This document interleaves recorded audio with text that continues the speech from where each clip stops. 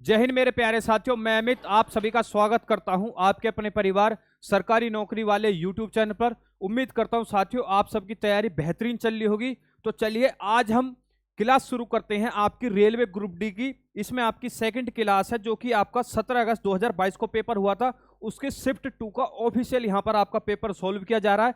इसका उद्देश्य ये है कि आपको इतना जानने के लिए मिल जाए कि रेलवे ग्रुप डी में किस लेवल के क्वेश्चन आते हैं, हमको क्या पढ़ना है क्या छोड़ना है।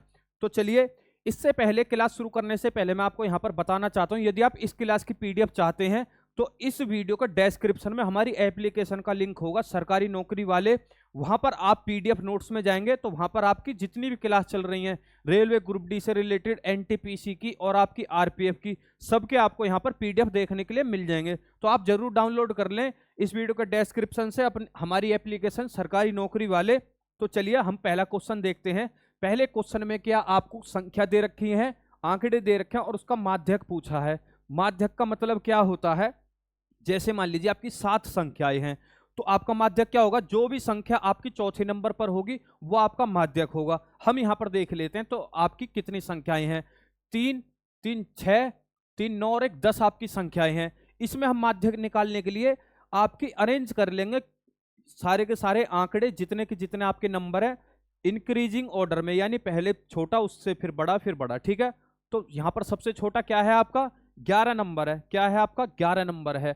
उसके बाद आपका कौन सा नंबर है और हम लिखते चले जाएंगे जो जो हमने कवर कर लिया। 11 के बाद आपका कितना हो जाएगा 15, फिर उसके बाद आपका 16, फिर आपका 17, फिर और आपका 18, उसके बाद आपका 22। क्या क्या कवर हो गया आपका 22 कवर हो गया, 18 कवर हो गया, 16 कवर हो गया। कितने नंबर हमने यहां पर लिख लिए हैं, 5 नंबर हमने यहां पर लिख लिए हैं। बचे कितने आपके 33। ये मैं सीरीज से लिख रहा हूं 33 और फिर 51 51 और फिर आपका 71। ठीक है, और फिर आपका यहां पर 75। अब यहां पर कितने नंबर हैं 10 नंबर है। अब आपके दिमाग में आ रहा होगा सर हमें यदि 7 नंबर मिल जाते हैं तो हम चौथे नंबर तो आंकड़ा आपका निकाल लेते हैं माध्यक। हम इसमें साथियों करते क्या है, 4 नंबर हमने इधर से लिए, 4 नंबर हमने इधर से हटाए, बीच के 2 नंबर हम पकड़ लेंगे। बीच के हम क्या कर लेंगे 2 नंबर पकड़ लेंगे, इनका ऐड कर देंगे। इनका क्या कर देंगे ऐड कर देंगे। 18 + 22 अपॉन में 2 कितना हो गया आपका ये 40/2 बराबर में आपका कितना हो जाएगा, इसका माध्यक कितना हो जाएगा 20 हो जाएगा। कितना हो जाएगा 20 हो जाएगा। अब यहां पर यदि इफ 75 ना होता यहां पर क्या ना होता आपका 75 ना होता तो आपके कितनी संख्या बचती यहां से 7 बचती, सॉरी 9 बचती। तो यहां से लेकर यहां तक आपकी कितनी हो जाती यहां 4, और यहां से लेकर यहां तक आपकी कितनी हो जाती, यहां से यहां तक 4 हो जाती और यहां से यहां तक आपकी 4 हो जाती। तो आपका उस इस हिसाब से माध्यक क्या हो जाता 18 माध्यक हो जाता। क्या हो जाता 18 माध्यक हो जाता। लेकिन माध्यक निकालने के लिए आपको क्या करना पड़ेगा, जब भी आपका क्वेश्चन आएगा तो छोटे बड़े आपस में मिक्स होंगे। छोटे से लेके बड़े तक आपको क्या करना है वो इंक्रीजिंग ऑर्डर में डालना है और बीच वाला पकड़ लेना है। ठीक है, यदि सम संख्याएं हैं जैसे 10 हैं तो बीच वाले 2 पकड़ लिए। ठीक है, 11 है तो 6 नंबर का हो जाएगा, 12 है तो हम क्या करेंगे यहाँ पे बीच के 2 नंबर पकड़ करके उनका ऐड करके डिवाइड बाय 2 कर देंगे। क्वेश्चन नंबर 2 देखते हैं। क्वेश्चन नंबर 2 आपका ये रहा, ये क्या है 3 की पावर 2 और उसकी भी पावर 3 है। तो हम सबसे पहले बेस पकड़ लेंगे। क्या पकड़ लेंगे आपका बेस। ये कितना हो जाएगा आपका 3 की पावर 2 है तो ये कितना हो जाएगा आपका 9 हो जाएगा। अब ये आपका जो 9 है ये बेस बन जाएगा, यहाँ पर कितना ये क्या हो जाएगा बेस हो जाएगा। और 9 की पावर 3 कितना होता है, 9 की पावर होता है 3 729। बात आई समझ में। अब क्या करेंगे हम 2 की पावर क्या कर लेंगे, यहाँ पर हम 3 कर लेंगे। 2 की पावर 3 कितना होता है 8 होता है। अब 8 आपका यहाँ पर बेस हो जाएगा, 8 की पावर क्या है यहाँ पर 2 है तो आपका कितना हो जाएगा 64। अब इन दोनों को हम क्या करेंगे ऐड कर लेंगे। ऐड ही तो दे रखा है 729 + 64 कितना हो जाएगा आपका 793। कितना हो जाएगा 793, यानी option number 2 is your correct answer. बात आ गई समझ में। यदि ऐसे पावर की पावर दे रखे तो आप क्या करोगे सबसे नीचे से शुरुआत करोगे। बात आ गई समझ में, अब आप कर लोगे। आगे बढ़ते हैं, आगे देखते हैं। अगला क्वेश्चन आपका इस प्रकार है, पिछले वर्ष रंजन का मासिक वेतन 34,500 था और इस वर्ष उसका मासिक वेतन 38,640 रुपए है। पिछले वर्ष के कंपैरिजन में जो इस वर्ष का महीने का आपका वेतन है उसका आपका परसेंटेज कितना बड़ा है। तो यहां पर क्या है, पहले इसका वेतन कितना था 34,500 था, अब इसका वेतन कितना है? 38,640 है। अब इसका वेतन कितना है? अब कितना है? अब कितना है साथियों? 38,640 है। और पहले कितना था? पहले इसका वेतन था 34,500, 34,500। तो सीधा सीधा इसमें से काटेंगे तो कितना आ जाएगा? 140। और 38,000 में से 34,000 जाएगा तो आपका कितना बच जाएगा? 4,000। ठीक है, तो आपका डिफरेंस कितना आ गया? वेतन कितना बढ़ गया? 4,140। यहां पर आपका वेतन बढ़ चुका है। किसके कंपैरिजन में? इसके कंपैरिजन में। तो टोटल परसेंटेज कितना बढ़ा है, बस हमें इतना सही निकालना है। बात आ गई समझ में? कितना आ जाएगा? 34,500 के कंपैरिजन में बढ़ा है किसका वेतन? आपका 4,140 का। तो परसेंटेज में कितना बढ़ जाएगा? ये वाली जीरो से ये वाली जीरो कट जाएगी। यदि मैं इसको पूरा पूरा काटना चाहूं तो कितने बार में चला जाएगा? ये 12 बार में। तो आपका कितना वेतन बढ़ा है? 12% यहां पर आपका वेतन बढ़ गया है। यदि मैं इसकी परसेंटेज निकाल ऐसे इसको सॉल्व करना चाहूं तो आपका यहां पर कितना आ जाएगा? ये आ जाएगा आपका 345 डिवाइड में आपका कितना हो जाएगा? 4,140। ठीक है, एक बार में यहां से चला गया तो कितना हो गया? ये 345। इसको काटेंगे तो कितना हो जाएगा? यहां पर आपका 9 हो जाएगा, यहां पर आपका 10 था तो यहां पर कितना हो जाएगा? 6 हो जाएगा। और ये जीरो उतार लेंगे। 345 के जब 2 में मल्टीप्लाई करेंगे तो आपका कितना आ जाएगा? 690। पूरा पूरा कट गया। बात आ गई समझ में? तो कितना बढ़ गया आपका वेतन? 12% बढ़ गया। आगे देखते हैं, निम्नलिखित में से कौन सा ग्राहक के लिए सबसे अधिक लाभदायक है? जो भी ये आपका फायदा है, ये सबसे ज्यादा क्या है, कौन से ग्राहक को फायदा मिला, ये पूछने की बात है। योजना 1 में क्या किया गया? 5 खरीदे हैं, 3 मुफ्त उसने मिल गए हैं। यानी 5 खरीदने पर क्या हो गया? 3 मुफ्त मिल गए हैं। तो पैसे कितने के लिए दिए इसने? ये हो गया आपका सीपी और ये हो गया आपका प्रॉफिट।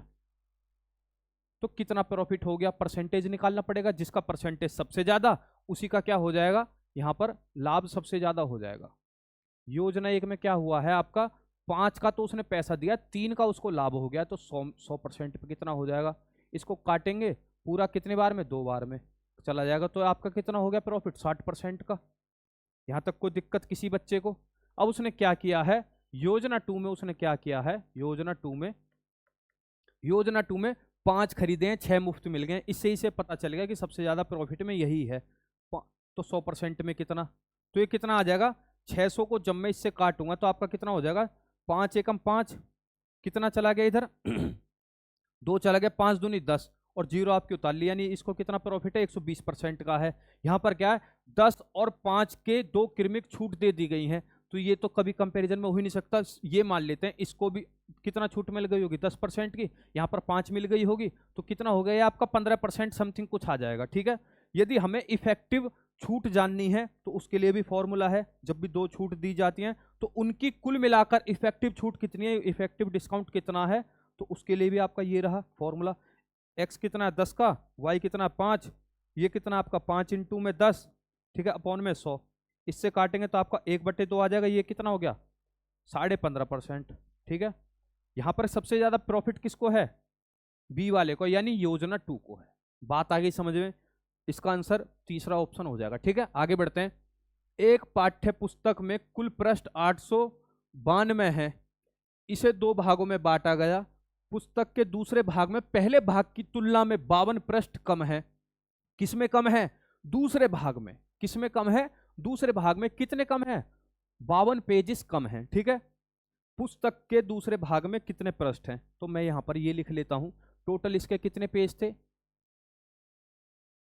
892। पृष्ठ 1 में क्या है और पृष्ठ 2 में क्या है? पृष्ठ 1 में क्या है? आपके ज्यादा हैं। यदि मैंने इसको x मान लिया दूसरे वाले भाग को, तो ये अपने आप को कितना हो जाएगा? x + 52। क्योंकि भाई पहले भाग में ही तो आपके 52 पेज ज्यादा हैं। बात आ गई समझ में? ठीक है, तो टोटल आपके परसेंट ये कितना है? यदि मैं इनको ऐड करूं तो आपका कितना हो जाएगा? 2x + में 52 बराबर में आपका कितना होगा? 892। टोटल पेज तो यही है, तो 2x बराबर आपका कितना हो जाएगा? 2x हो जाएगा 840। तो x बराबर आपका कितना हो जाएगा? 420। तो यही तो पूछा है इसने कि पुस्तक के दूसरे भाग में कितने हैं। दूसरा ये रहा आपका सेकंड पार्ट, पार्ट 1। पार्ट 2 मैं यहां लिख लेता हूं, पार्ट 1 आपका ये रहा। ठीक है। तो पार्ट 2 का इसने पूछा है, तो पार्ट 2 की मान क्या है, एक्स है, एक्स का मान यहाँ पर पता ही चल गया। तो option number 3 is your correct answer. आगे बढ़ जाते हैं। जब तीन समांतर रेखाओं को दो तिर्यक रेखा काटती हैं और पहली तिर्यक रेखा बनाए गए अंतखंड 3:4 के अनुपात में है, तो दूसरी तिर्यक रेखा द्वारा बनाए गए अंतखंड कितने के अनुपात में होंगे? ये आपका क्वेश्चन है। ये मैं आपको बताने से पहले एक आपको बेसिक कॉन्सेप्ट बता देना चाहता हूं। जो भी मान लीजिए ये आपकी दो आपकी क्या है, समांतर रेखाएं हैं, एल और ये आपका एम। एक मैंने तिर्यक रेखा यहां पर खींच दी है, तिर्यक रेखा मैंने खींच दी है। तो आपको पता होगा जब भी एक लाइन का जो भी मान होता है वो कितने, इस एंगल का मान कितना होगा, 180 डिग्री। तो इस पूरे का भी 180 होगा, इस पूरे का भी 180 होगा। अब क्या है, इसने इसको 4 एंगल में काट दिया, यानी एंगल 1, एंगल 2, एंगल 3, एंगल 4।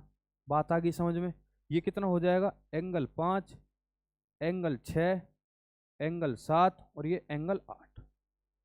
मैं यहां पर आपको, ये बहुत ही ज्यादा सिंपल बेसिक क्वेश्चन है, यदि आपने 9th ठीक से पढ़ी होगी, मैथ पढ़ी होगी, तो ये क्या है, एंगल 1 और एंगल 3 क्या है, एंगल 1 यानी एंगल 1 और एंगल 3 क्या है, वर्टिकली अपोजिट है, vertically opposite, vertically opposite equal है। बात आ गई समझ में? ठीक है। और क्या है, एंगल 2 एंगल 4 के वर्टिकल अपोजिट है, एंगल 6 एंगल 8 के बराबर है, एंगल 7 एंगल 5 के बराबर है। बात आ गई समझ में? ऐसे ही आप कितने भी, और ये क्या है आपका, ये वाला जो एंगल है ये क्या हो जाएगा, इसके बराबर हो जाएगा, ये वाला एंगल इसके बराबर हो जाएगा, ये वाला एंगल इसके बराबर हो जाएगा, ये वाला एंगल इसके बराबर हो जाएगा। तो और इसने क्या बोला भाई, ये जो अंतखंड है, अंतखंड है, ये एंगल को, ये इसको कितने में बांट रहा है, ये बांट रहा है 2:3 के में बांट रहा है। तो ये वाले एंगल भी किस में बांटेंगे, 2:3 के अंतर में बांटेंगे। बात आ गई समझ में? तो इस हिसाब से हमारा कितना हो जाएगा, 3:4 के में बांट रहा है, कितने में बांट रहा है, 3:4 के में बांट रहा है इसको। ठीक है, तो ये भी हो जाएगा आपका 3:4 के में, 3:4 के में दूसरी वाली भी। ठीक है साथियों, ये एक बेसिक कॉन्सेप्ट था एंगल का। ठीक है, आगे बढ़ जाते हैं, अगला क्वेश्चन देखते हैं। 36 संख्याओं का माध्य 42 पाया गया, बाद में यह निर्धारित किया गया कि संख्या 47 गलती से 41 पढ़ लिया गया, यानी ओरिजिनल संख्या कौन सी थी, 47 थी, लेकिन इसको गलती से क्या लिख दिया गया, 41 लिख दिया गया। बात आ गई समझ में? यानी हमको ज्यादा लिखना था, लिख हमने कम दिया। इसमें हमेशा आप ध्यान रखना, जब भी हमने गलती करी थी ऐसे क्वेश्चन में, इस क्वेश्चन में गलती हम करने में गलती नहीं कर रहे हैं। ठीक है, जब भी हमने पढ़ने में गलती करी है तो हमारा जो मान है वो हमारा प्लस में जाएगा, माइनस में जाएगा। अब हमारे हक में क्या आ रहा है कि हमने गलती से कम लिख दिया था, लिखना ज्यादा था, तो ज्यादा लिखना था तो प्लस में आएगा। ठीक है, दी गई संख्याओं का सही माध्य ज्ञात कीजिए, दशमलव के 2 स्थान तक पूर्णित कीजिए। ठीक है, तो यहां पर क्या है, 36 संख्याएं हैं, उनका माध्य आपका 42 है, यानी अब आपका क्या हो जाएगा, 42 का जो आपका एवरेज था उसमें से घटेगा या बढ़ेगा, भाई बढ़ेगा, क्योंकि गलती से हमने क्या किया था, यहां पर 47 हमको लिखना था 47 और लिख दिया हमने 41। तो कितने का हमें कितनी संख्या बढ़ानी चाहिए, 6 संख्या बढ़ानी चाहिए। कितने पर बढ़ानी चाहिए, 36 संख्याओं पर। बात आ गई समझ में? 36 संख्याओं पर अब हमें क्या करना चाहिए, एवरेज बढ़ा देना चाहिए। तो ये कितना हो जाएगा, 6 एकम 6, 6 छिंग 36। बात आ गई समझ में?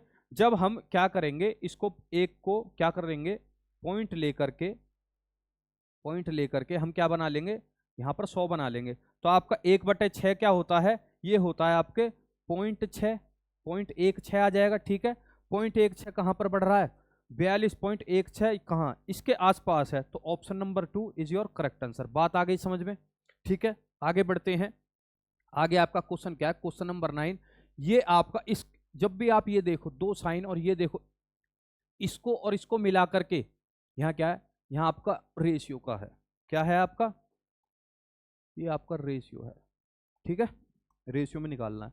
इसने क्या बोला है, इस क्वेश्चन को सोल्व करने से पहले मैं आपको बता दे रहा हूं एक चीज, साइन थीटा ऑलवेज बराबर होगा कॉस 90 माइनस थीटा के। भाई बात आ गई समझ में? यदि मैं, और एक चीज और मैं आपको बता दे रहा हूं, ठीक है। यहां पर साइन स्क्वायर थीटा प्लस में कॉस स्क्वायर थीटा बराबर में क्या होता है आपका 1 होता है। ठीक है, अब इस क्वेश्चन को चलिए सॉल्व करते हैं इसके हिसाब से। तो आपका क्या है, साइन थीटा, ये आपका क्या ले लिया हमने, ये वाली ले लेता हूं। तो आपका क्या हो जाएगा, साइन 68 बराबर क्या हो जाएगा, कॉस 90 माइनस 68 इसके हिसाब से। ठीक है, बात आई समझ में। तो आपका कितना हो जाएगा, ये हो जाएगा आपका ये कितना हो जाएगा आपका कॉस 22 डिग्री।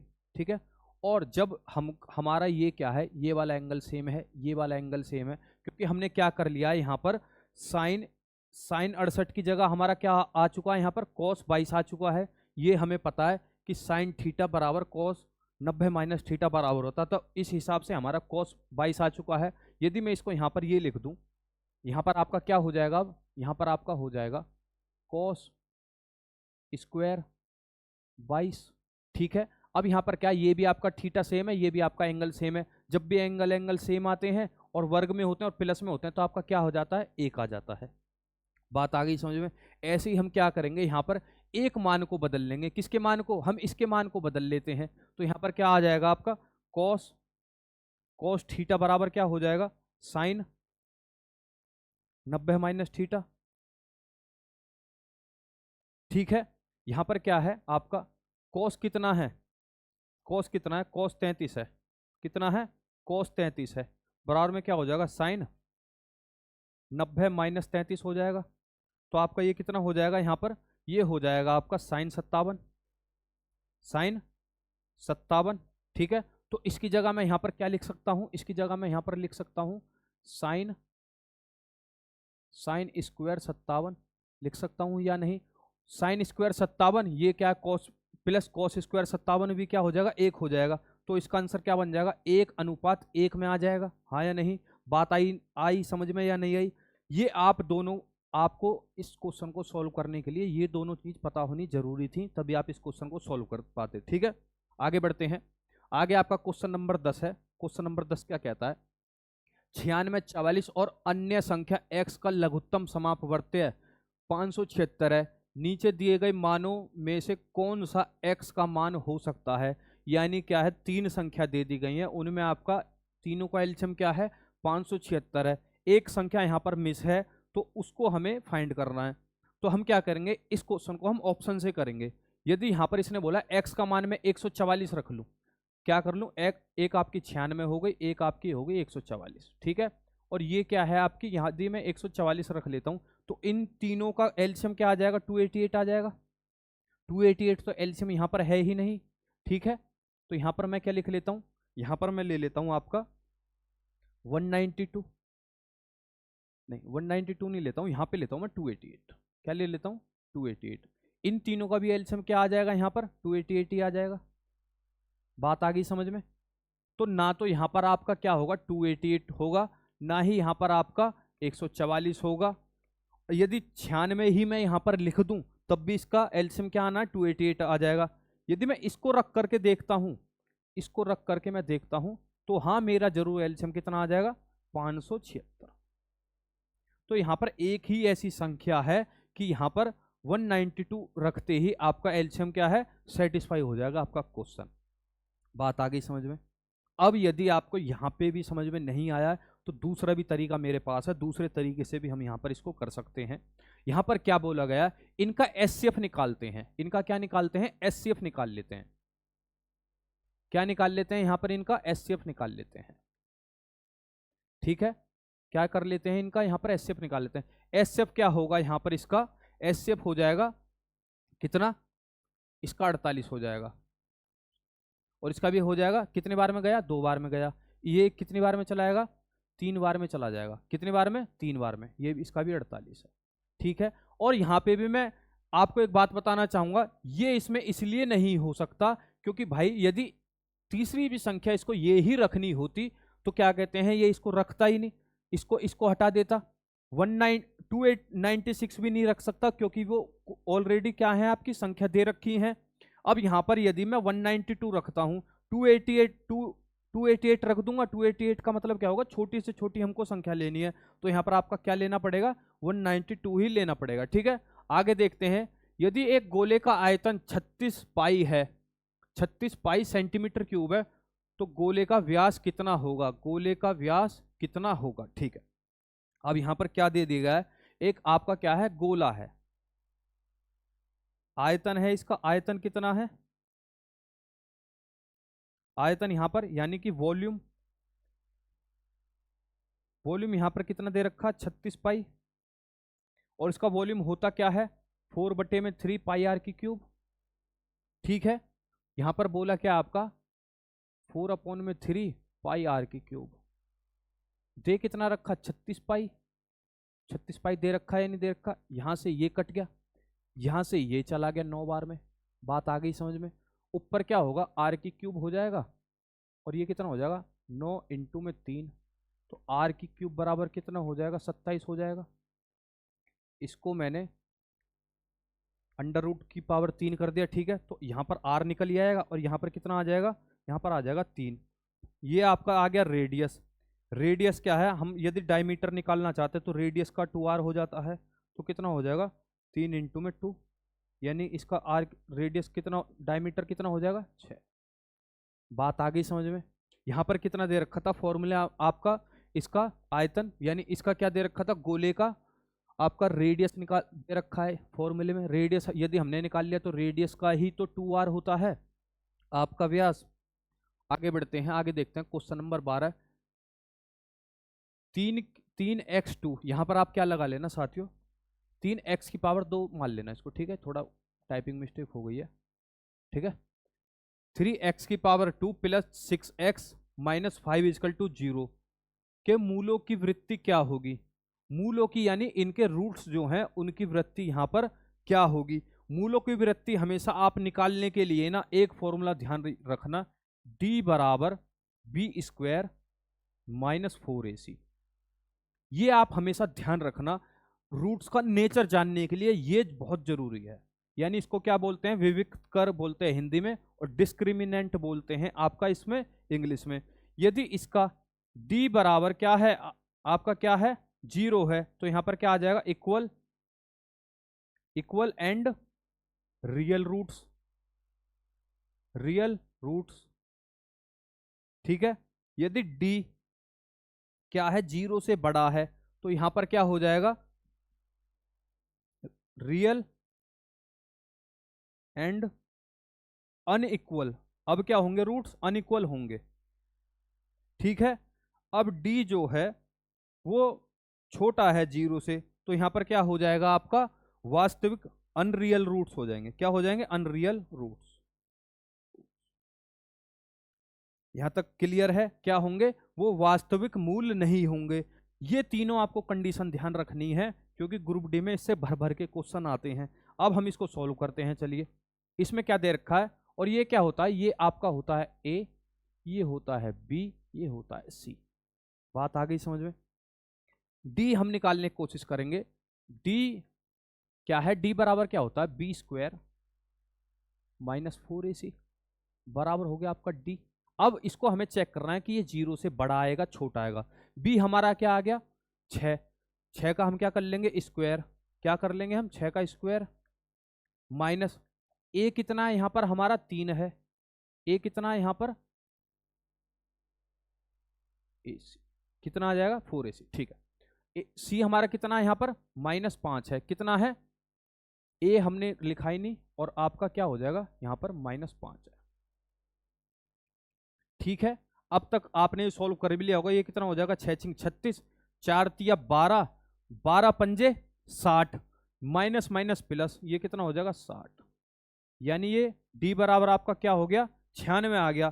तो d बराबर जब हमारा 96 आ गया, तो क्या ये 0 से बड़ा है, हाँ ये वाला जो d है ये 0 से बड़ा है। जब 0 से ये बड़ा है तो क्या हो जाएगा, रियल एंड अनइक्वल हो जाएंगे। रूट्स क्या हो जाएंगे, रियल हो जाएंगे, वास्तविक हो जाएंगे, और अलग अलग होंगे यानी विशिष्ट हो जाएंगे। तो ऑप्शन नंबर क्या है हमारा, मूल और विशिष्ट। ठीक है, ये क्या हो जाएगा आपका ऑप्शन नंबर 3, मूल वास्तविक होंगे और विशिष्ट होंगे, यानी रूट्स क्या होंगे, अलग अलग होंगे। बात आ गई समझ में। अब आप इस टाइप के क्वेश्चन सारे के सारे कर लेंगे। यदि जीरो है तो इक्वल है और रियल है, जीरो से कम है तो अनरियल है। क्या बोला? कोई वास्तविक मूल नहीं होगा, ठीक है। यदि जीरो से बड़े हैं तो रियल है और आपके क्या है, अलग अलग है, यानी विशिष्ट है। हर एक आपका रूट्स क्या होगा, अलग होगा, ठीक है। क्वेश्चन नंबर 13 देखते हैं। क्वेश्चन नंबर 13 ये कहता है साधारण ब्याज पर एक निश्चित राशि धनराशि 2 वर्ष में 1275 रुपए और 5 वर्ष में 2000 रुपए हो जाती है। प्रति वर्ष ब्याज दर ज्ञात कीजिए। बहुत ही ज्यादा आसान क्वेश्चन है। क्या हुआ है, 2 वर्ष में क्या हो गया है, 2 वर्ष में आपकी धनराशि क्या हो गई है, ये हो गई है आपकी धनराशि 1250 रुपए, 1250 रुपए, ठीक है। और 5 वर्ष में धनराशि कितनी हो गई है, ये हो गई है 2000 रुपए। और हमेशा आप ध्यान रखना यहां पर क्या है, धनराशि बराबर होता है, ये मैं आपको कई बार बता भी चुका हूं, धनराशि बराबर होता है आपका प्रिंसिपल प्लस इसमें ऐसा ही जुड़ा हुआ होता है। पी से हो गया प्रिंसिपल जो आपने मूलधन दिया था, और ऐसा ही होगा ब्याज। तो ब्याज और मूलधन को मिलाकर के आपकी धनराशि बनती है। तो यहां पर यदि मैं इनका डिफरेंस निकालूं तो आपका 3 वर्ष आ जाएगा। कितना आ जाएगा, 3 वर्ष। तो 3 वर्ष में यहां पर इनको कितना ब्याज मिला है, 750 रुपए। कितना मिला है, 750 रुपए। तो 1 वर्ष में निकल जाएगा, यहाँ पर 1 वर्ष में आपका कितना ब्याज आ जाएगा, ये आ जाएगा आपका 250 रुपए, 250 रुपए। और 2 वर्ष में यहाँ पर कितना ब्याज आ जाएगा, 2 वर्ष में आपका यहाँ पर ब्याज आ जाएगा, आपका ब्याज आ जाएगा यहाँ पर 2 वर्ष में 500 रुपए। यहां तक कोई समस्या तो नहीं है किसी बच्चे को समझने में।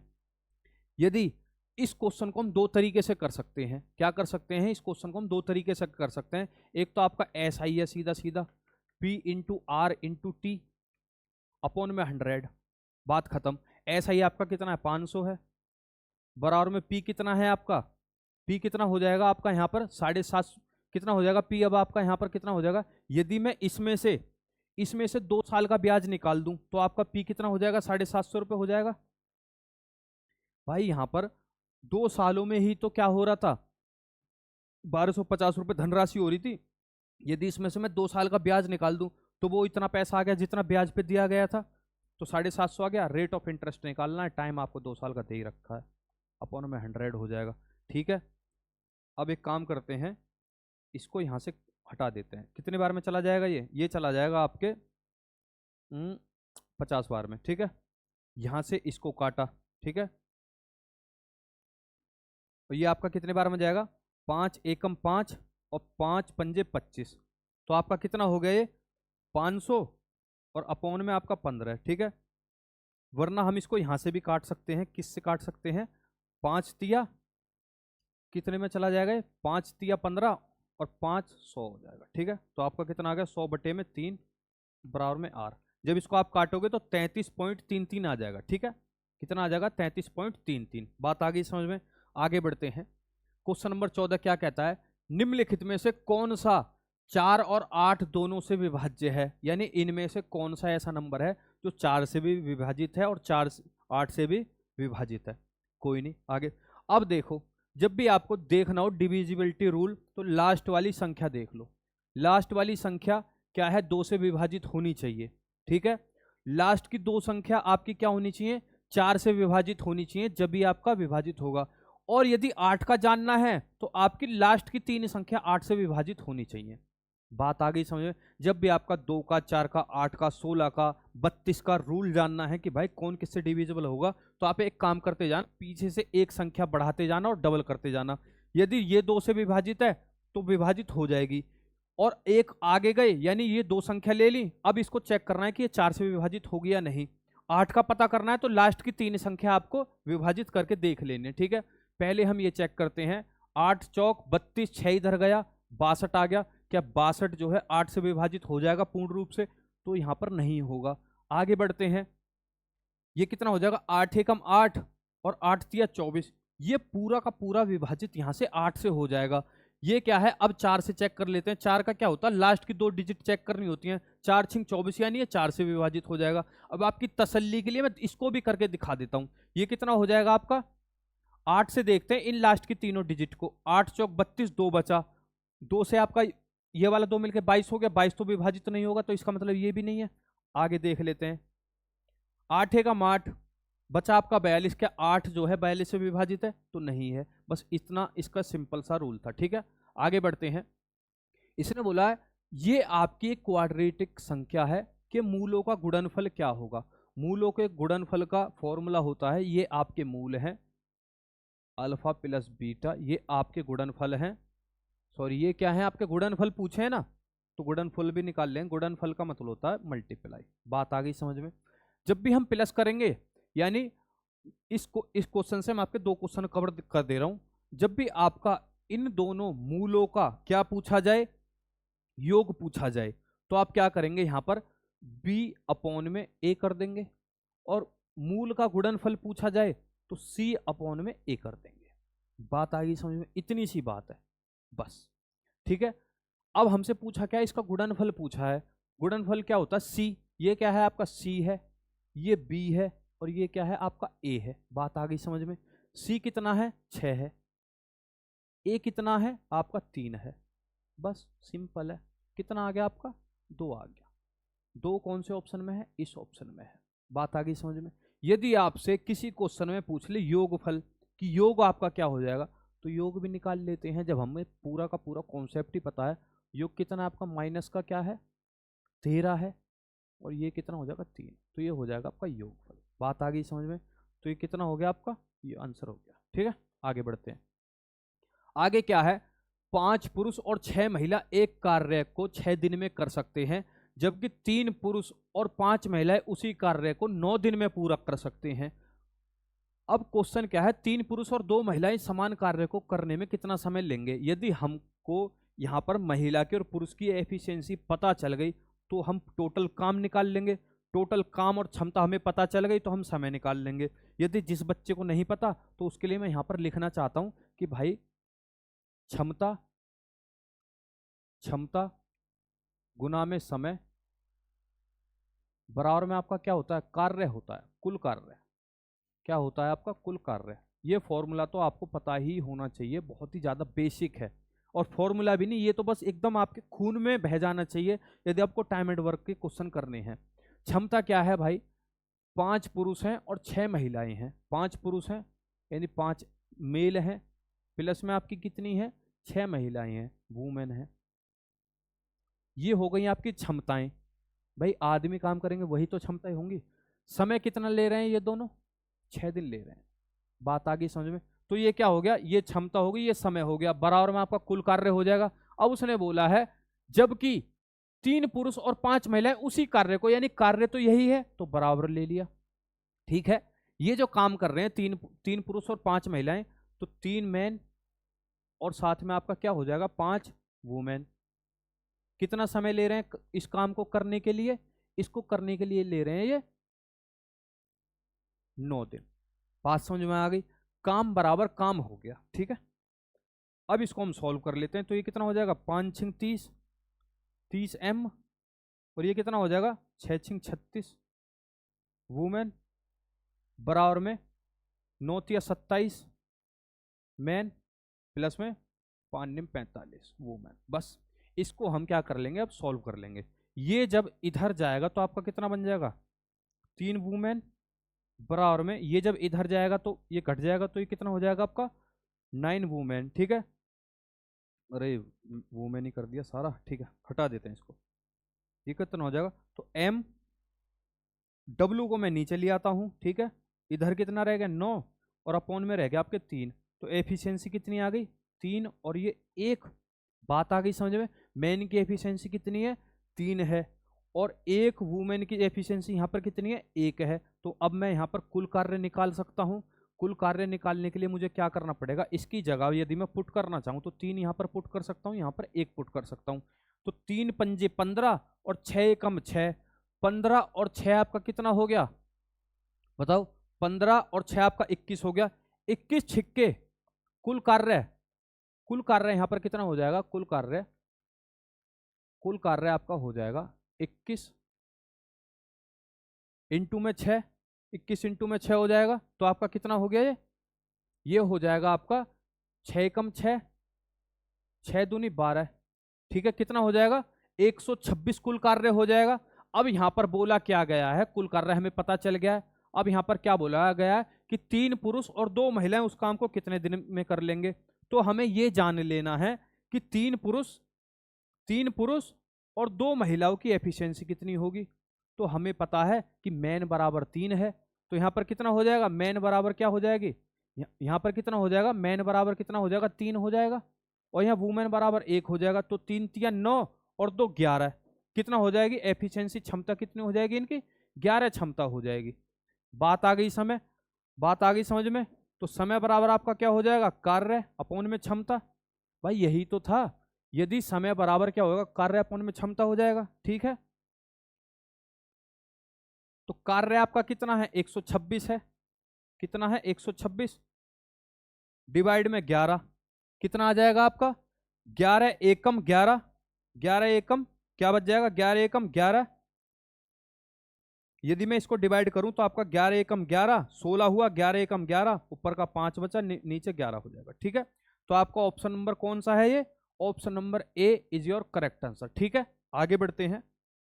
आगे आपका क्वेश्चन क्या है, 7 मीटर त्रिज्या और 20 मीटर ऊंचाई वाले एक बेलनाकार टैंक में पानी की मात्रा ज्ञात कीजिए। यहां ज्ञात की टैंक पूरी भरा हुआ है। भाई क्या एक आपका टैंक है सिलेंडर के रूप में, बेलनाकार के रूप में, हमें पता करना है कि उसमें कितना पानी आ सकता है। पानी भरने का मतलब है कि उसकी टोटल वॉल्यूम है कितनी। तो भाई हमको पता होना चाहिए इसकी वॉल्यूम क्या होती है, volume of cylinder, volume of cylinder, volume of cylinder कितनी होती है, pi r h, pi r square h ये होती है। चलो यहां नहीं आ रहा, इसको इधर कर लेते हैं। वॉल्यूम ऑफ सिलेंडर कितनी हो गई, यानी बेलनाकार का आयतन कितना हो जाएगा, पाई आर की स्क्वायर और एच। बात आ गई समझ में, यही हमको पता करना है। तो पाई का यहां पे मैं क्या लिख सकता हूं, यहां पे आपका क्या लिख दूंगा, 22/7। रेडियस आपका यहां पर कितना दे रखा है, रेडियस यहां पर दे रखा है 7, तो 7 इंटू में 7, और यहां पर h यानी हाइट कितनी दे रखी है, 20। बस हमको यही पुट करना है, यही हमको सॉल्व करना है, नहीं इसकी वॉल्यूम क्या होगी। इससे ये कट गया सीधा सीधा। ठीक है, इसमें क्या होता है आपका 11 इंटू में 2 होता है। बात आगे समझ में, 2 में इधर गया तो कितना हो गया, 14, 14 और 2 की मैंने मल्टीप्लाई करी तो आपका कितना बन गया, 28, और ये 0 आपका है ही, तो आपका कितना हो जाएगा ये, यहां पर यदि मैं 7 की और 2 की और इसकी मल्टीप्लाई करूं, 7 दूनी 14, 14 दूनी 28, तो आपका कितना हो जाएगा, 280। बात आ गई समझ में। अब आपके दिमाग में ये आ रहा होगा, ये मैंने 22 को 11 इंटू 2 क्यों लिखा, इसके पीछे आपके कैलकुलेशन जल्दी से जल्दी करने की शॉर्ट ट्रिक है। अब क्या होगा, यहां पर 11 से किसी को भी मुझे मल्टीप्लाई करना है ना, तो आप क्या करोगे, ऐसे लिखते हो, क्या करते हो आप, ऐसे लिखते हो। जब इसके मल्टीप्लाई करेंगे 0 8, ये कितना हो जाएगा 10, 3 गया, तो ये आंसर आ जाएगा। अब इसके पीछे लिखने का पता क्या राज है, जब भी हम किसी संख्या को 11 से मल्टीप्लाई करते हैं तो ये वाला सीधा इसको लिख लेते हैं, फिर इसको और इसको प्लस करेंगे तो आपका कितना आ जाएगा, 8 आ जाएगा। इसको और इसको प्लस करेंगे तो आपका 10 आ गया, 10 का 0 लिख दिया, 1 ये रहा। इसको लिखेंगे जैसे 2 और 1 आपका 3। बात आ गई समझ में कि हमेशा आपका 11 का मल्टीपल करनी चाहिए बड़ी से बड़ी संख्या, ताकि हम उनको जल्दी से जल्दी ऐड कर सकें। ये तो मैंने आपको समझाने के लिए बता दिया। यदि मैं इस क्वेश्चन को सॉल्व करता तो मैं सीधा सीधा 280 निकाल लेता, फिर इसको ऐड कर लेता, तो आपका ये आ जाता। बात आ गई समझ में। तो यही आपके छोटे छोटे तरीके हैं जो कि आपकी कैलकुलेशन को फास्ट करते हैं, चाहे आपके 10 सेकंड ही बचाएं। आपको भी पता होगी अपने जब आप सवाल सॉल्व करते होंगे कि एक एक क्वेश्चन को करने में 2-2 सेकंड, 4-4, 10-10 सेकंड भी भूमिका बहुत निभाती है। यदि आपने कंपटीशन का पेपर दिया होगा तो एक एक मिनट वहां मायने है। यदि आपने एक क्वेश्चन में से कैलकुलेशन फास्ट करके 15 सेकंड भी बचा लिए तो आप 100 क्वेश्चन करते हैं, तो यहां पर आप कई मिनट बचा सकते हैं। ठीक है, अब क्या है, जेम्स द्वारा एक वस्तु को 1920 रुपए में बेचकर अर्जित प्रतिशत लाभ उसे 1500 रुपए में बेचकर हुई हानि प्रतिशत के बराबर है। यदि 10% का लाभ अर्जित करना चाहता है तो विक्रय मूल्य कितना होना चाहिए। क्वेश्चन पढ़ के समझ में नहीं आया तो एक बार और पढ़ लेते हैं। इसने बोला है कि 1920 रुपए में जब मैं बेचता हूं उसका जो लाभ होता है, जब मैं उसको 1500 रुपए में बेचता हूं और जो हानि होती है, हानि और वो लाभ बराबर हो जाते हैं। बात आ गई समझ में? तो यहां पर क्या है, प्रॉफिट है। जब मैंने 1900 पर बेचा तो प्रॉफिट मैंने कितना मान लिया, यहां पर एक्स मान लिया। और जब लॉस होता है कितने पर, ये आपका 1920 पर और ये आपका 1500 पर। जब लॉस होता है तब भी एक्स होता है। देखो जब आप 1920 रुपए में बेचोगे ना तो आपका x% लाभ होगा, यानी x का लाभ होगा। जब आप इसको वस्तु को क्या करोगे, 1500 रुपए में बेचोगे तो आपको x का लाभ, यानी आपका क्या होगा, घाटा होगा x का। अब आपको भी पता होगा, यदि सीपी निकालने के लिए मैं ये करूं एसपी माइनस इसमें से प्रॉफिट कर दूं, तो हमारा क्या हो जाएगा, सीपी बराबर एसपी माइनस प्रॉफिट कर दूं तो सीपी बराबर ही हो जाएगा। यदि भाई सिंपल से एक बात बताओ मुझे, 100 रुपए की मैंने वस्तु खरीदी, ठीक है, मैंने उसको 110 पर बेच दिया। क्या करा मैंने, 100 यूनिट की वस्तु खरीद ली, सीपी आपका कितना है, 100 है, ठीक है। मैंने इस पे प्रॉफिट क्या करा, प्रॉफिट मैंने इसको 10 यूनिट का करा। यदि मैं, और मैंने बेचा वो कितने का, फिर 110 का बेचा, 100 का खरीद के मैंने कितने का बेचा, 110 का बेचा। यदि उसमें से मैं प्रॉफिट निकाल दूं तो एसपी में से मैं प्रॉफिट निकाल दूं तो आपके सीपी ही बराबर हो जाएगा। बात आ गई समझ में? अब आप मुझे एक बात बताओ, यदि 100 यूनिट की मैंने 100 रुपए की एक चीज खरीदी और उसमें से मैं क्या करूं, लॉस में बेच दूं, कितने में, 90 रुपए में, तो क्या होगा, यदि मुझे सीपी निकालना है तो यहां पर मैं क्या करूंगा, सीपी बराबर एसपी माइनस में प्रॉफिट, ठीक है। यदि सीपी मुझे निकालना होगा लॉस पर तो एसपी प्लस में लॉस, यानी 100 रुपए की मैंने चीज खरीदी थी, बेची कितने की, 90 में, और 10 का यदि मैंने लॉस कर दिया तो 90 प्लस 100 हो गया। बात आ गई समझ में? 100 रुपए की मैंने यह चीज खरीदी थी, 110 में बेच दी तो कितने का प्रॉफिट हुआ, 10 का प्रॉफिट हुआ। 110 माइनस 10 बराबर 100। बात आ गई अब आपके समझ में? अब तो यहां पर इस क्वेश्चन में प्रॉब्लम नहीं होगी, और इस वाले क्वेश्चन का जो टाइप है इस तरीके से ही होता है। तो मैं यहां पर ये लिख सकता हूं 1920, प्रॉफिट मैंने कितना माना, एक्स मान लिया। इसमें से यदि मैं प्रॉफिट हटा देता हूं तो ये आपका कितना हो जाएगा, सीपी हो जाएगा, बराबर में 1500 में से मैं यदि लॉस जोड़ दूं, जितने का लॉस हुआ है, तो भी आपका सीपी हो जाएगा। क्या आपको इसको समझने में दिक्कत हुई है? 1 मिनट सिर्फ मैंने आपको इस क्वेश्चन को समझाने में ही निकाल दिया है ताकि आपको अच्छे से समझ में आ जाए। बात आई समझ में? इसको मैं क्या करूंगा, इधर लेकर चला जाऊंगा माइनस वाले एक्स को, तो 2x हो गया, जुड़ गया, ये इधर जाएगा तो आपका कितना हो जाएगा, ये 420 आ जाएगा। कितना आ जाएगा, 420। इसको मैंने काटा तो आपका कितना आ जाएगा, 210। यानी जो भी आपका प्रॉफिट और लॉस हो रहा था वो 210 रुपए का हो रहा था। बात आ गई समझ में? अब यहां पर क्या है, यदि सीपी निकालने के लिए मुझे क्या करना पड़ेगा, 1500 प्लस में 210 करना पड़ेगा, तो आपका कितना हो जाएगा, 1710। बात आई समझ में? अब इसने क्या बोला है कि इस पे मुझे कितने का प्रॉफिट कमाना है, 10% का प्रॉफिट कमाना है। तो यहां पर क्या हो जाएगा, सीधा सीधा यहां पर 110 का प्रॉफिट कमाना है तो 110% में बेचना है, तो इससे कट, ये वाली जीरो से ये वाली जीरो कट जाएगी, ये वाली जीरो से ये वाली जीरो कट जाएगी। अब मैंने आपको बताया था जब भी आप 11 का मल्टीप्लाई करें तो हमेशा आप ध्यान रखना, एक तो हमने सीधा सीधा यहाँ पे उतार ही लिया, 7 और 1 आपका 8 हो जाएगा, 7 और 1 आपका 8 हो जाएगा, और ये वाले एक हम लिख लेंगे, तो ये आपका क्या हो जाएगा, आंसर हो जाएगा। बात आई समझ में? ये फायदा होता है यदि आपको पता है कि 11 का मल्टीप्लाई कैसे करते हैं, तो आप जरूर 10 से लेके 20 सेकंड तो बचाओगे ही बचाओगे। ये क्वेश्चन क्या है, थोड़ा सा ट्रिक वाला है, लेकिन हम इसके भी क्या कर देंगे, पुर्जा पुर्जा हम इसका भी खोल देंगे।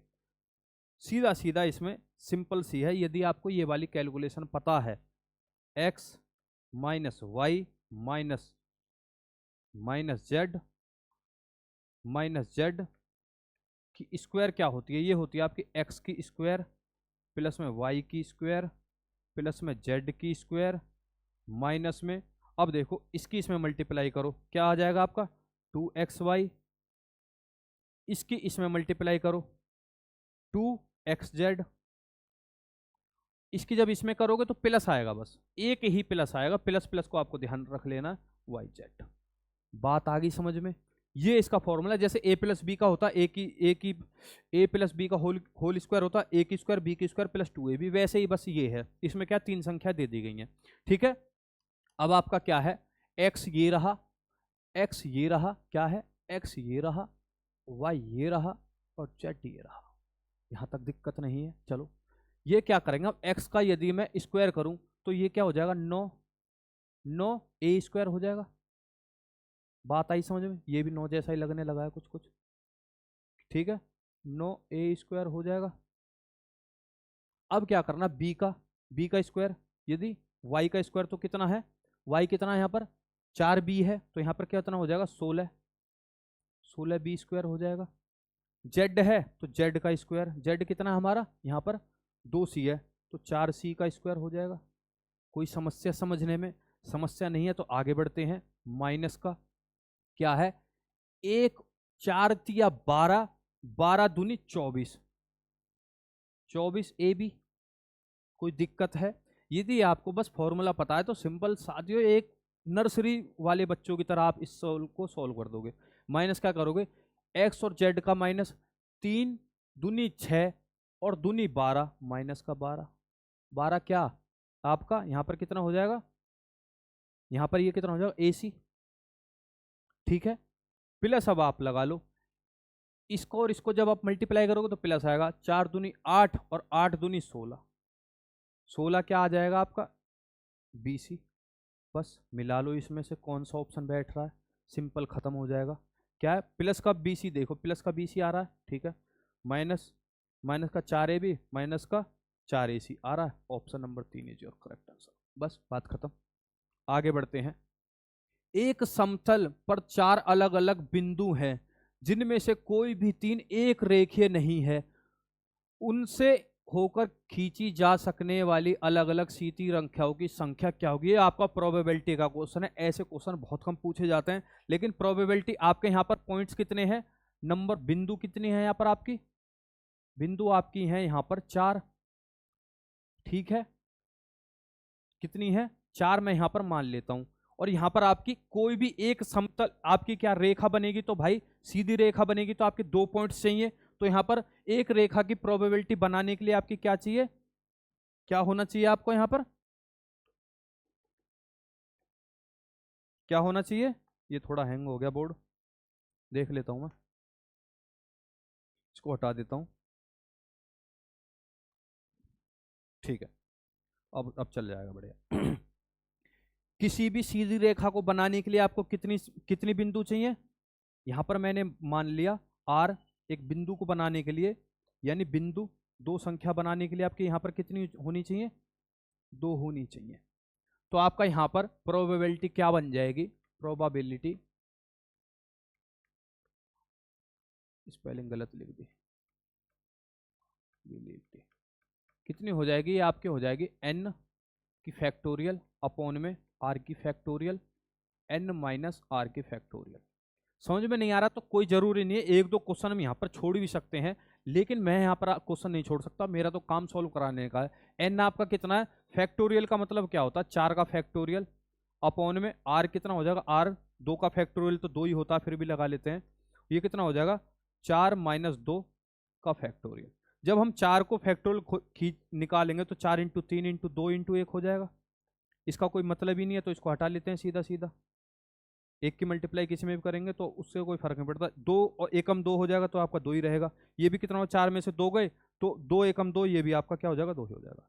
यहाँ से इसको काटेंगे, यहाँ से इसको काटेंगे तो 2 में 2 3 6, यानी संभव कितनी लाइन आपकी बन सकती है, 6 लाइन आपकी यहाँ पर बन सकती है। आगे बढ़ते हैं, क्वेश्चन नंबर 23 क्या कहता है, ए बी और सी ने एक व्यवसाय शुरू किया, उन्होंने क्रमशः 6 महीने 12 महीने और 14 महीनों के लिए साझेदारी की है। यदि उनका लाभ क्रमशः 5:4:7 रहता है तो उनके संबंधित निवेश का अनुपात क्या होगा। पहले तो आपको यहां पर इनका फॉर्मूला जान लेना चाहिए, कितना क्या होता है, निवेश इनटू में समय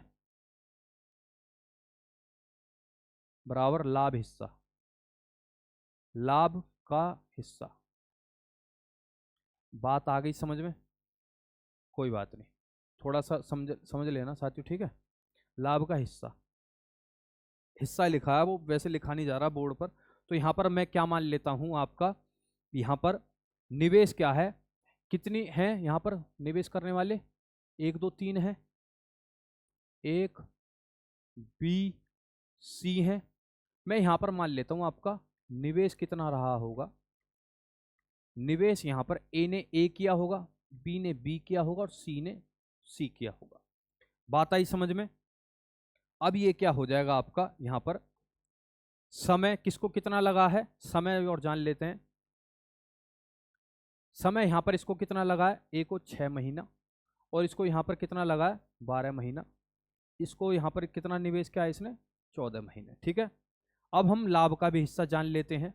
लाभ का हिस्सा यहां पर कितना है, लाभ, लाभ यहां पर बोर्ड पर दिख रहा है, हाँ दिख रहा है। ठीक है, लाभ कितना है आपका 5 4, यहां पर x ले लेता हूं क्योंकि आपका क्या है, रेशियो में है ये। ठीक है, कितना है आपका, रेशियो में है, तो ये कितना है, ये कितना है 7x।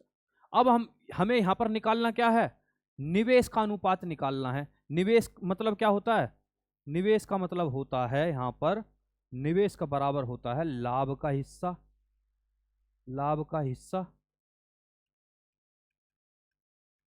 अपॉन में समय। देखो साथियों, मुझे क्वेश्चन सॉल्व करने में थोड़ा समय लगता है, मैं जानता हूं कुछ बच्चे बोर हो जाते होंगे, लेकिन मैं ये चाहता हूं यदि बच्चा हमसे पढ़ रहा है तो जो इंटेलिजेंट है वो तो सॉल्व कर ही लेगा, जिसको बिल्कुल ही समझ में नहीं आता उसको भी मैं यहाँ पर समझाने का प्रयत्न करता हूँ। ये कोशिश करता हूँ कि सारे बच्चे समझ जाएं जितने भी इस वीडियो को देखें। बात आ गई समझ में। अब यहाँ पर इसने बोला क्या, निवेश निकालना है। निवेश क्या होता है आपका, यहाँ पर होता है निवेश इंटू में समय इक्वल टू लाभ का हिस्सा। निवेश होता है लाभ का हिस्सा अपॉन में समय। लाभ यानी ये आपका लाभ है, ये आपका क्या है, लाभ है। थोड़ा बोर्ड काम करने में दिक्कत कर रहा है। ठीक है, 1 सेकंड देना साथियों। हाँ ठीक है, यहां पर क्या है आपका, निवेश बराबर क्या हो जाएगा, निवेश बराबर हो जाएगा लाभ अपॉन में 6, यानी निवेश कितना हो जाएगा अब आपका, निवेश, निवेश यहां पर कितना हो जाएगा, निवेश हो जाएगा आपका 5x अपॉन में 6, किसका, ए का। यहां पर लिख लेता हूं मैं, निवेश कितना हो जाएगा आपका यहाँ पर 5x अपॉन में 6, और ये कितना हो जाएगा 4x अपॉन में 12, यहाँ कितना हो जाएगा 7x अपॉन में 14। यही तो बन जाएगा लाभ का रेशियो। इससे मैं तो ये काट नहीं सकता, इससे काट सकता हूँ कितने बार में, 3 बार में। इससे इसको काट सकता हूँ कितने बार में, 2 बार में। तो मुझे कुछ ऐसी संख्या यहां पर लेनी पड़ेगी x की जो इन तीनों से कट जाए। ठीक है, क्योंकि हमें क्या करना है, निवेश इसका रेशियो निकालना है। कौन सी ऐसी संख्या है जो इन तीनों से कट जाए, 6 से, 3 से और 2 से। ऐसी संख्या है आपकी 6। यदि मैं x की जगह यहां पर 6 रख देता हूं तो इससे ये पूरी कट जाएगी। इसकी जगह 6 रख दिया तो इसकी जगह यहां से पूरी कट जाएगा, तो कितना आ जाएगा यहां पर आपका, कितना आ जाएगा, 2 आ जाएगा। ठीक है, ये काट दिया मैंने यहां से, इससे काटा तो आपका कितना बच जाएगा, ये 2 बच जाएगा। कितना बच जाएगा, कितना आ जाएगा, ये 7 दूनी है ना, ये 2 है ना। ठीक है, ये कितना आ जाएगा, ये आपका, ये आ जाएगा आपका यहाँ पर कितना है 4 और ये 3 है, 3 है। यहाँ पर ऊपर आपका कितना था, इसकी जगह मैंने 6 रखा। ठीक है, ये 3 था तो ये 2 बन जाएगा। बात आई समझ में। इसका आपका कितना बन जाएगा, ये 5 है तो 5 ही बचा। यहाँ पर आपका 6 है, यहाँ पर कितना 3 है तो यहाँ 2 बन गया। यहाँ 2 था, इसको काटा तो कितना बन गया, 3 बन गया। तो आपका क्या रेशियो आ गया, ये रेशियो आ गया आपका 5 2 रेशियो 3। तो ये आपका निवेश का क्या है, रेशियो है ABC का। किस ऑप्शन में है, ये ए ऑप्शन में है। यदि जिस बच्चे को चीज समझ में नहीं आई है तो दोबारा मैं आपको बता दे रहा हूं। भाई मैंने माना ABC जो निवेश किया था ये मैंने लिख दिया ABC। समय कितना मिला, ए को 6 महीने, बी को 12 महीने, सी को 6 आपके क्या कहते हैं 14 महीने। लाभ कितना था, इसको 5x का लाभ था, इसको 4x का, इसको 14x का। निवेश का फॉर्मूला क्या होता है, निवेश का फॉर्मूला होता है लाभ का हिस्सा बटे में समय। तो लाभ क्या है, लाभ का हिस्सा और समय। बात आ गई समझ में। लाभ का हिस्सा 5x बटे में समय, लाभ का हिस्सा बटे में समय, लाभ का हिस्सा बटे में समय। मैंने इसको सॉल्व किया तो हमें x की वैल्यू निकालने के लिए यहाँ पर ऐसी कुछ रखना पड़ेगा जो कि इन तीनों से कट जाए, तो वो एकमात्र संख्या 6 है, तभी हम इसका हिस्सा निकाल सकते हैं। आगे बढ़ते हैं, ये आपका लास्ट क्वेश्चन है, ठीक है, इसको सॉल्व करते हैं अच्छे से। यदि रीना अपने घर से 3 किलोमीटर प्रति घंटा चलकर जन्मदिन के समारोह में 20 मिनट देरी से पहुंचती है, यदि वह अपनी गति 4 किलोमीटर प्रति घंटा तक बढ़ा देती है तो वह 30 मिनट पहले पहुंच जाएगी, तो उसके घर और जन्मदिन के समारोह के स्थान के बीच कितनी दूरी होगी। इसको निकालने का आपका मैं एक फॉर्मूला बता दे रहा हूं। d बराबर, जब भी आपका ऐसे पूछा जाए तो आपका कितना हो जाएगा, s1 स्पीड 1 और स्पीड 2, आपका क्या हो जाएगा स्पीड 1 माइनस में स्पीड 2, और ये क्या हो जाएगा आपका इनटू में टाइम डिफरेंस, कितना हो जाएगा टाइम डिफरेंस, ठीक है, यानी समय का अंतर। अब क्या बोला है इसने, स्पीड आपकी पहले कितनी थी 3 किलोमीटर प्रति घंटा, दूसरी स्पीड कितनी थी 4 किलोमीटर प्रति घंटा, और इन दोनों स्पीड में आपका अंतर कितना आया है, 1 का अंतर आया है। यहां पर आपका कितनी देरी से पहुंच रहा था, 20 मिनट देरी से पहुंच रहा था, और यहां पर क्या पहुंच गया 30 मिनट पहले पहुंच गया, तो टाइम में कितना अंतर आया है, पहले 20 मिनट देरी से पहुंचा। भाई मैं ये मान लेता हूं यहां पर क्या है समय, यहां पर क्या है समय, ये आपका समय पूर्ण रूप से पहुंचने का है। ये क्या हो गया यहां पर, जब इसकी स्पीड यहां पर कितनी थी आपकी, क्या थी भाई, इसकी स्पीड यहां पर थी कितनी 3 किलोमीटर प्रति घंटा, ठीक है, तो आपका क्या है, इसने यहां पर कितना पहुंचा था, ये समय से लेट पहुंचा था, समय के बाद आया था, तो यहां पर कितना था 20 मिनट का, ठीक है। अब इसने स्पीड बढ़ा दी तो ये समय से पहले आ गया, कितना आ गया कितना आ गया 30 मिनट, लेकिन इसकी स्पीड यहां पर कितनी थी, यहां पर इसने 7 किलोमीटर प्रति घंटा की स्पीड कर दी थी, यानी अपनी क्या स्पीड कर दी थी इसने, 4 किलोमीटर प्रति घंटा की स्पीड बढ़ा दी थी, तो इसमें स्पीड इसने कितनी कर दी थी आपकी, यहां पर 4 किलोमीटर प्रति घंटा की स्पीड इसने प्लस कर दी थी, तो आपका टाइम का कितना आ गया था 30 मिनट पहले आ गया। इसमें लेट में और क्या कहते हैं आपके जल्दी पहुंचने में कितने टाइम का अंतर है, यह है आपके 50 मिनट का, तो यहां पर कितना अंतर है आपके 50 मिनट का। यहां पर आपकी बात किस में हो रही है, किलोमीटर प्रति घंटा में, तो मिनट को हम 60 घंटे में बदल लेंगे तो डिवाइड बाय 60 हो जाएगा, ठीक है, कोई दिक्कत यहां पर किसी को। इससे मैंने ये काट दिया और इससे मैंने क्या करा, ये काट दिया, कितने बार में 2 बार में, इससे ये चला गया 2 बार में, तो कितना हो गया 5 दूनी 10, तो डिस्टेंस बराबर कितना हो जाएगा 10 किलोमीटर प्रति घंटा। बात आई समझ में। तो यदि जब भी ऐसा आपके सामने कॉन्सेप्ट आए तो आप ये वाला फॉर्मूला लगा देना। उम्मीद करता हूं कि आपको ये क्लास समझ में आ गई होगी। 25वां क्वेश्चन हम देख लेते हैं, क्लास अभी खत्म नहीं हुई है। यहाँ पर क्या है, सीधा सीधा जो ऊपर लिखा हुआ वही ऑप्शन में, सिर्फ हमको पॉइंट देखने हैं। क्या देखना है, हमको पॉइंट देखने हैं। ये क्या आ जाएगा, पॉइंट के बाद कितनी संख्या है 1 2 और ये 4 6, 6 के बाद है तो ये कितना है 2 और 1, पॉइंट के बाद कितनी संख्या 2 3 हो गई, 3 2 5 हो गई। यहाँ पर कितनी होगी 5 संख्याएं हो गई हैं। ये कितना 3 3 6, 6 ही तो था, तो यही सही आंसर हो जाएगा। बाकी चेक कर लेते हैं, 2 2 4 4 8 हो जाएगा। 8 पॉइंट के बाद 8 संख्या है, तो 3 2 5 5 4 9, इसमें कितने 9 के बाद है, तो आपका क्या हो जाएगा ऑप्शन नंबर 2 करेक्ट हो जाएगा। आगे बढ़ते हैं, आगे देख लेते हैं आपका, ठीक है। आगे क्या है आपका, आगे क्वेश्चन इस प्रकार है,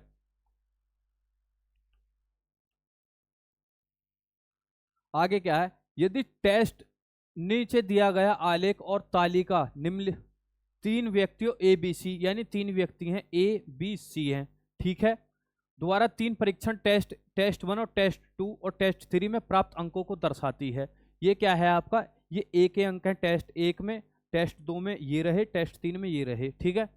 यदि टेस्ट 1 और टेस्ट 2 दोनों के लिए अधिकतम, यानी टेस्ट 1 और टेस्ट 2 इसके लिए अधिकतम कितने हैं 80 हैं, इसके लिए कितने हैं, इसके लिए भी 80 अधिकतम मार्क्स हैं। टेस्ट 3 के लिए अधिकतम आपके कितने हैं 100 में से हैं। बात आ गई समझ में, यहां तक क्लियर है। तो तीनों परीक्षणों के प्रदर्शन को देखते हुए ए ने सी से कितने प्रतिशत अंक अधिक प्राप्त किए, ए ने सी से कितने प्रतिशत अंक अधिक प्राप्त किए। बात आ गई आपको समझ में या फिर समझाऊं? तीनों परीक्षणों को देखना है और ये पता करना है कि ए ने क्या है, सी से कितने अंक अधिक प्राप्त किए हैं। तो आपका कितना हो जाएगा 45 और 50 आपका हो गया 95 और 75 आपका कितना हो गया। ए के नंबर जो है कितने हैं 170 हैं और बी के कितने अंक हैं, बी के हैं 45 और 65 110 और 40 110। 45 65 110 और 40 150, सॉरी कितना है 150। तो जब a माइनस बी हम करेंगे तो कितने अंक ज्यादा हैं, a के 20 अंक ज्यादा हैं। बात आ गई है यहां तक समझ में? अब इसने ये बोला है तीनों परीक्षणों के प्रदर्शन को देखते हुए ए ने सी से कितने प्रतिशत अधिक अंक प्राप्त किए हैं। तीनों हमें हमें क्या देखना है, तीनों के परीक्षण देखने हैं कि इसने पूरा परसेंटेज इन तीनों का यदि हम मिलाएंगे तो इसने टोटल इससे कितने परसेंटेज अधिक अंक प्राप्त किए हैं। तो इनके टोटल कितने नंबर है 8 8 दूनी 16 और 10 26, यानी टोटल कितने हैं 260 अंक हैं। इन तीनों का प्रदर्शन देखें तो ठीक है। और टोटल अंक कितने एक्स्ट्रा गेट किए हैं इसने 20, तो 100% पे कितने किए हैं। ये जीरो से ये जीरो खत्म, ठीक है। तो ऊपर कितना बन जाएगा, ये बन जाएगा आपका, सॉरी ये कर लेता हूं, इसको यहां से हटा देता हूं ताकि कैलकुलेशन आसान हो जाए, ठीक है। ये वाली जीरो से ये वाली जीरो, यहां से ये खत्म, तो कितना बन गया 13। तो आपका कितना हो जाएगा 100/13, ठीक है। कोई दिक्कत, कितना बन जाएगा 13 सत्ते 91, बचा आपका कितना 9 पॉइंट ले लिया, ठीक है। तो ये कितना बन जाएगा 13 सत्ते 91, 13 सत्ते 91, ऐसे ही अब ये रिपीट होता रहेगा, ठीक है। तो यहाँ आ जाएगा आपका 7 पॉइंट कुछ। तो option number A is your correct answer. आगे बढ़ जाते हैं, आगे देखते हैं आगे आपका क्या है। निम्नलिखित चार्ट पी क्यू आर और टी नाम से 5 विक्रेता द्वारा बेची गई बीमा पॉलिसियों की संख्या दर्शाता है। चार्ट का अध्ययन कीजिए और प्रश्न का उत्तर दीजिए, ठीक है। 5 विक्रेताओं द्वारा बेची गई कुल बीमा पॉलिसी क्यों द्वारा बेची गई बीमा पॉलिसियों का प्रतिशत कितना है। यानी इसने ये बोला है कि जो भी इन्होंने पांचों ने पॉलिसी बेची हैं इनका टोटल, यानी जितनी क्यू ने बेची हैं और सब ने बेची हैं, तो क्यू और क्या कहते हैं टोटल बेची का कितना परसेंट है, ठीक है। यहां पर टोटल आपकी कितनी है 100 तो सब में है ही, 1 2 3 4 5 तो 600 तो सब में हो ही गई है। कितनी बेची गई है 600 बेची गई है। अब हम क्या कर लेते हैं और देख लेते हैं, 20 हो गया 60 कितना हो जाएगा, कितना हो जाएगा साथियों। यहाँ पर आपका एक काम कर लेते हैं, जब यदि मैं आपको बताऊं मैं कैसे कैलकुलेशन करता हूं, मैं पहले ऊपर का ले लेता हूं, यानी इसका लेता हूं 12 11 आपका कितना हो गया 23 23 और 13 कितना हो गया। मैं जीरो हटाते हुए चल रहा हूं, इसकी जीरो हटाते हुए चल रहा हूं, इसकी भी जीरो और इसकी भी जीरो। 23 और 13 कितना हो गया 36, 36 और 16 कितना हो गया, 36 और 16 आपका कितना हो गया बताओ 42, 36 और 16 आपका कितना हो गया ये 52, 36 और ये 16 आपका कितना हो जाएगा 6 6 12 और ये आपका 52, ठीक है।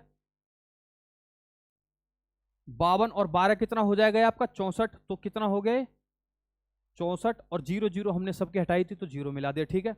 अब देख लेते हैं आपका ये कितना हो जाएगा 1 और 6 7 7 5 12 12 और 8 आपका कितना हो गए 12 8 आपका कितना हो गए 12 8 18, तो ये कितना हो जाएगा 658। कुछ गड़बड़ बैठ रही है मुझे लग रहा है, कहीं पूरा नहीं आ रहा है, ठीक है। ये कितना है आपका 12 है और ये 11 है, 12 और 11 कितना हो गया ये आपका 12 11 हो गया 23, 23 और 3 13 आपका कितना हो गया 23 और 13 26, 26 और 16 आपका कितना हो गया 32 42, 42 और ये कितना हो जाएगा आपका 12 42 12 आपका हो जाएगा 640, ठीक है। कितना हो जाएगा 640। क्या गड़बड़ बैठ रही है 12 और 11 कितना हो गया 23, 23 और 13 कितना हो गया 26। अच्छा अच्छा हाँ समझ गया समझ गया, ठीक है। ये 120 है, ठीक है। अबे यार ये चल जा,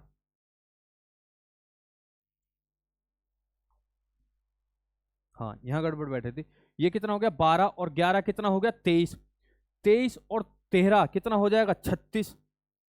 36 और 16 कितना हो जाएगा आपका 52।